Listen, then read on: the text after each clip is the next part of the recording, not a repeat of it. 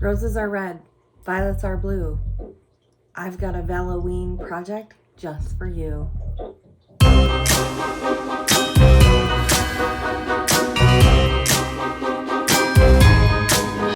I'm going to be making some conversation heart charms today based off of the candy. These guys are so cute, but not really our style. I thought it would be really fun to make some charms that look like conversation hearts with some snarky Valloween spooky sayings on them, like "you are next" or "bite me." Just something a little more spin in our style. I'm going to be turning these into wine glass charms, but you can use the charms however you want, in charm bracelets or necklaces. They are going to be slightly bigger. I'm making them bigger than the actual hearts, but you can have creative freedom with this if you want. So we are going to be working with polymer clay today. If you've never worked with polymer clay before, polymer clay is an oven bake clay. So once you get the shapes made to how you want, you put it in the oven for 275 degrees for 15 minutes for every 1/4 inch thickness of whatever you've sculpted. And then once it cools and it's hard and pretty durable, I chose the Sculpt 3 brand because it is my favorite one to work with. I find that it works very well. It blends well. It's nice and soft until, but still holds its shape really well. Some other clays are a lot harder when they start out. They are, not as easy to work with. So I chose the Sculpt 3. You're also going to be needing some beading finding. So you want to get some extra long eye pins. Now an eye pin is the long straight pin with the head of the nail on the top. And we want extra long ones so that we can poke it through our beads, and we will bake these right into the beads that we are making today. You're also going to want rubber stamps, tiny little alphabet sets of rubber stamps. These are going to be what I'm going to be using to put the words on top of the charms that I'm making today. I like to work my clay on a glass surface, so I've got a mirror here. That's what I'm going to be working my clay on top of. I have a flexible clay blade. You're also going to need a shaping tool. A basic sculpting set is fine. Another thing that you will need is a pair of round nose pliers for making those loops at the top of the charms, and some tin foil to lay into your pan so your pan does not get contaminated. I'm also going to be using this little tin to flatten my heart, so something to press and flatten your heart project is kind of nice. These tins I just got to store things in. I got a whole bunch of them, so they are in with my clay, so I'm going to use that. Now for the clay colors, whatever color you make is up to you. I chose to be just like very traditional and make the colors that are available in the bag of conversation hearts. This, by the way, is a 2 quarts difficulty rating.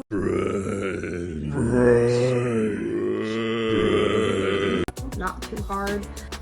Alright, so first thing we need to do is mix our colors if you're going to.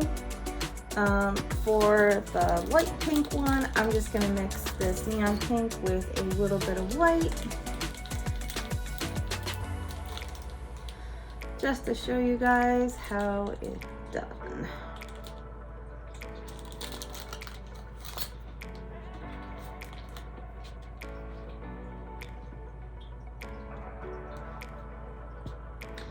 Now, my clay is pretty old, but it's still in pretty good condition. If your clay is really, really old, you may have to add some baby oil to it, a little bit at a time, just to soften it up. But you're basically just going to knead the colors together until it starts to swirl, and then keep pressing with your thumb and fingers until it makes a nice, even blend. You could leave it swirly too if you wanted. I've done that in the past with some things. I'm only making enough color of each one to make one little heart out of each color, approximately. I want them to be about all the same size. And yeah, I'm just gonna mix it up until I feel it's right, adding color little by little until I get the right shade. And I think that is a lovely shade of pink. Now I'm gonna roll it into a ball.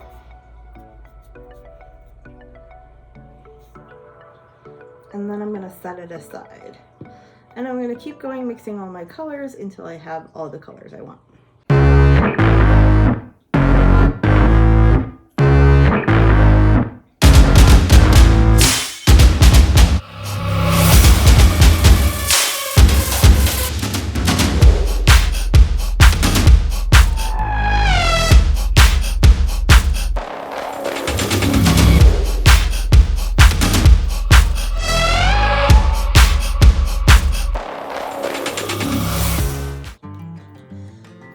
And there are all the colors that I've made. Now we have to start shaping our hearts. So start by taking your ball and pinching it between your finger and your thumb to make the point at the bottom. So it makes a little teardrop shape like this. And then with the knife or a wedge type sculpting tool, like this, find the center point from that tip and press your tool down into the top of the rounded section.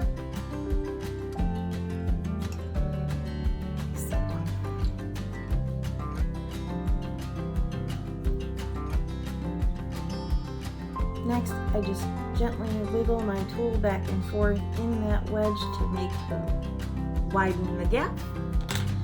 And then I smooth it out with my fingers to make the humps of the heart.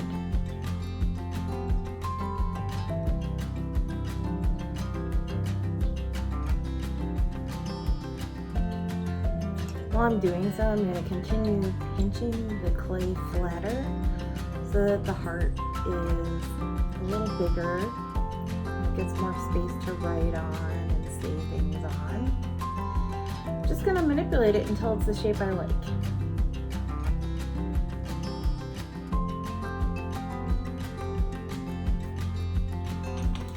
And you can see here, it's not quite as smooth, it's got a jagged piece.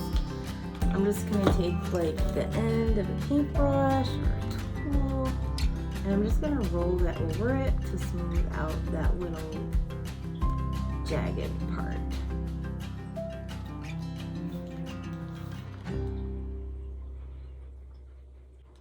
And that is what my heart shape looks like. Now it's not flat on the sides yet, so in order to do that, I'm gonna take my heart and I'm gonna place it down on my mirror in an empty space. I'm just gonna lightly press it with my finger, and then I'm gonna take my little tin that I'm using to flatten it, and I'm just gonna press gently.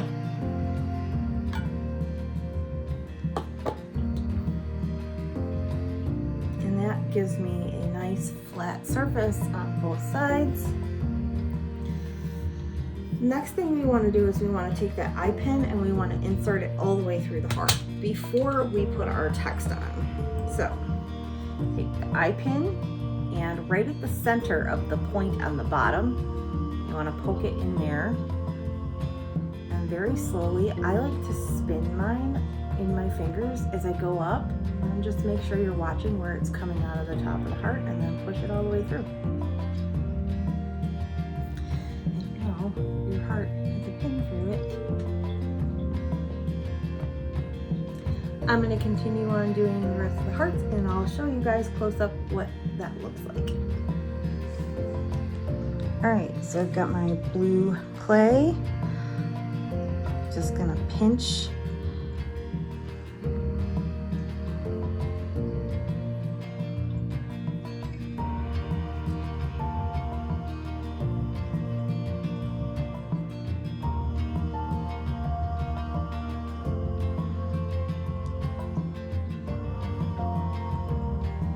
till I get a rough teardrop shape.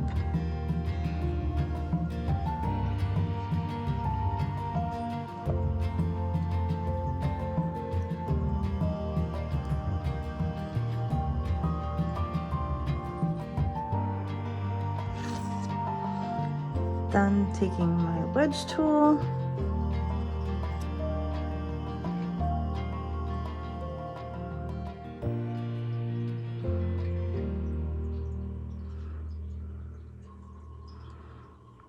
right in the center like that.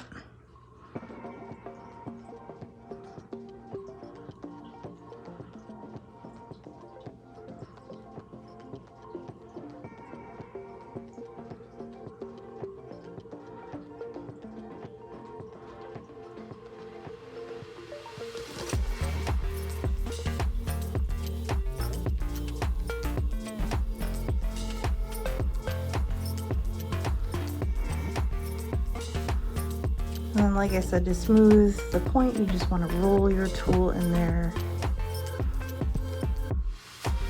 This is a silicone sculpting tools. I bought a while back. These have become my favorites. They really are great for everything.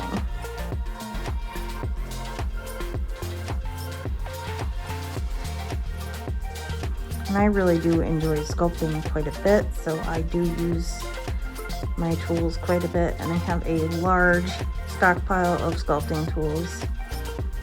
Sculpting is one of my escapes.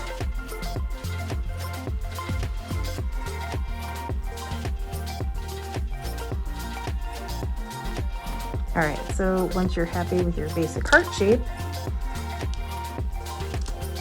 I'm just gonna fix it, press it flat.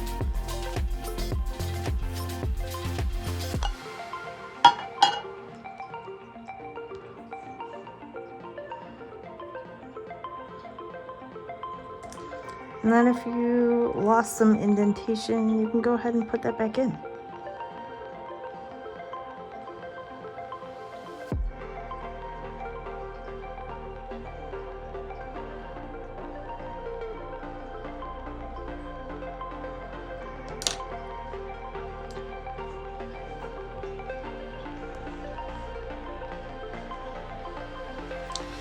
Now for the eye pin, like I said, you're just going to insert it into the bottom there, and then I roll it back and forth between my thumb and finger while I'm pushing it up through the clay.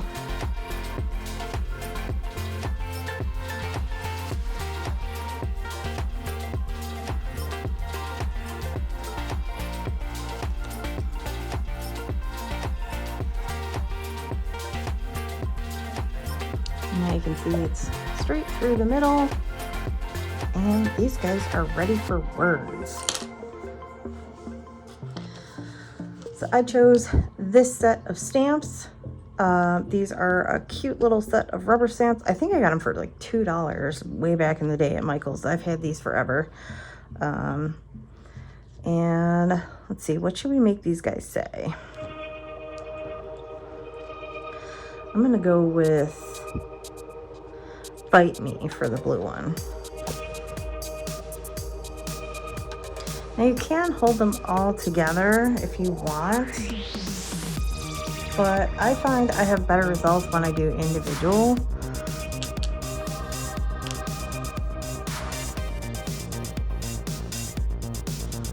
I think that when you do it holding them all together, the spacing gets messed up.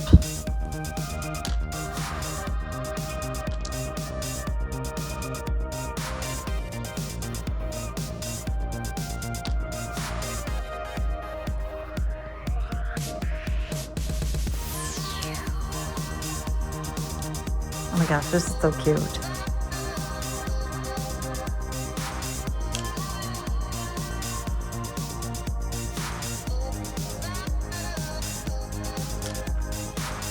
And then that is ready to bake.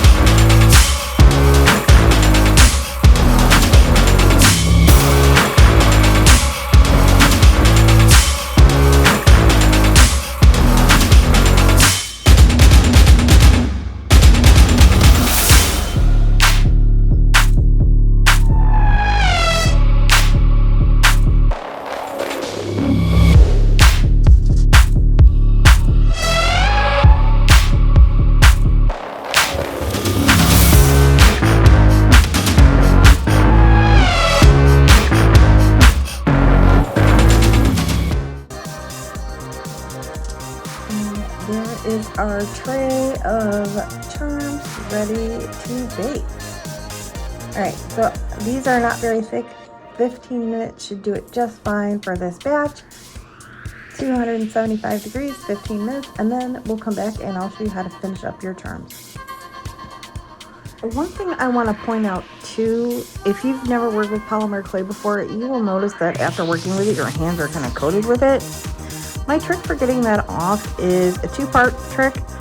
I use like a lava soap or an exfoliant soap that's used for hard work on your hands, followed by a layer of baby oil and then a wash again, and that usually will take care of any of the residue.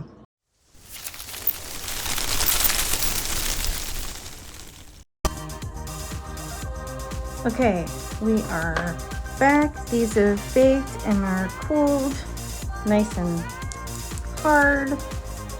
And now we can work on curling our posts into loops so that they can be attached. I'm gonna start off by angling the eye pin approximately there. And then I'm just gonna come in with my pliers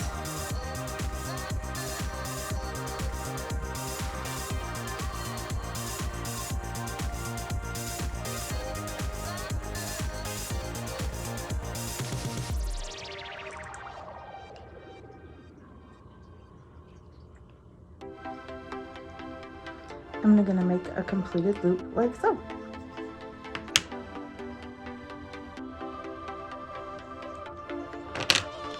And then for your wine charm, it's as simple as threading it onto your loop,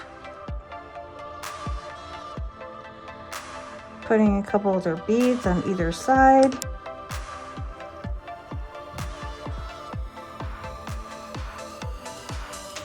so then we have to finish these loops here. So using my flat nose, I'm gonna grab the circle. I want you to really see where I'm grabbing it at. Right like so. And I'm gonna bend it up, just like that. And then this,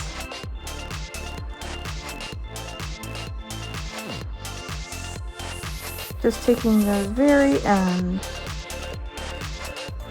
and give a little bend up so it's got a little bit of a hook. And then it can hook on, and there is your wine glass charm.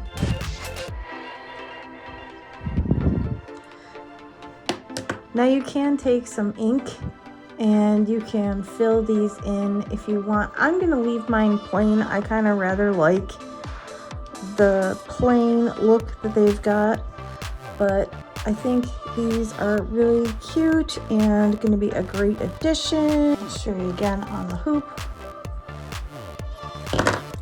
This time flat nose pliers. Just grab the hoop and angle it up at about 30 degrees.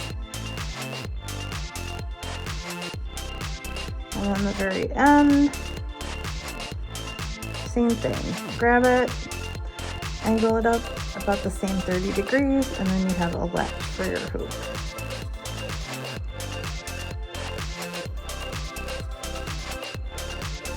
If it's not completely round, just give it a little bit of a squeeze and it should round itself off quite nicely.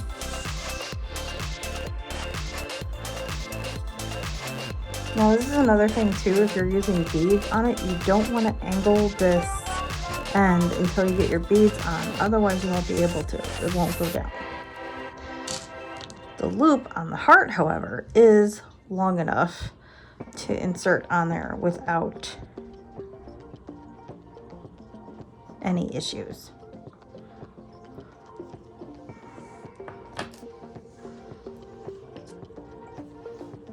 Hope you guys really love these cute charms that we've made today. I can't wait to use them.